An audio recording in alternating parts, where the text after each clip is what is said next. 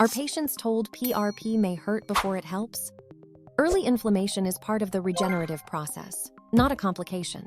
Watch now to get key takeaways on managing recovery expectations. A lot of my colleagues are unclear on what to tell their patients after PRP injections. So my question is, are they managing the patient expectations and follow-up appropriately? So I think one of the key mistakes is overpromising results or not warning the patient that they may have some inflammation in that first 48 to 72 hours. PRP is not a quick fix. It's a regenerative process. I was just talking to a colleague today about the fact that, some of these higher concentration platelet-rich plasma, especially if they have higher lymphocytes and monocytes, can cause a little bit of a flare. So it doesn't act the same as getting a steroid injection, right?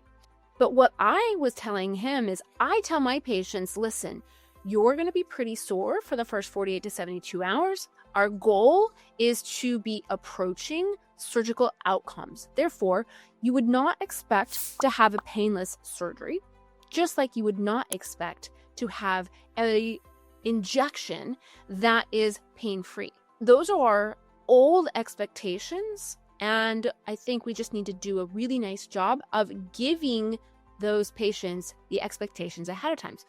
For example, clinical data from Johns Hopkins shows that PRP has joint pain that tends to peak even up to 1 week after injections. So plan ahead for that post-injection care, which can often include a short period of relative rest, guided physical therapy, Tylenol.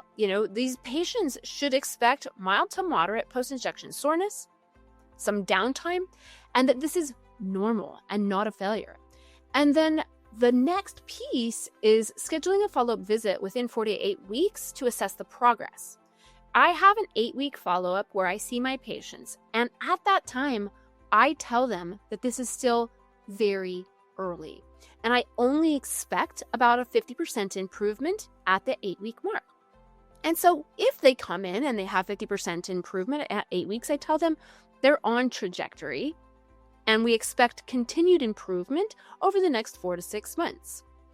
Finally, make sure you document the pre-injection patient-reported outcomes, pain levels, and disability, because this is such a slow onset injection that the patients forget how they were feeling so long ago.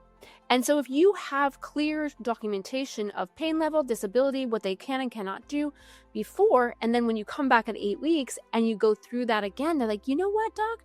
You are right. I am better. That is good. That really helps to encourage the patient that they're doing well, that they're on target, on trajectory for a more comprehensive long-term result.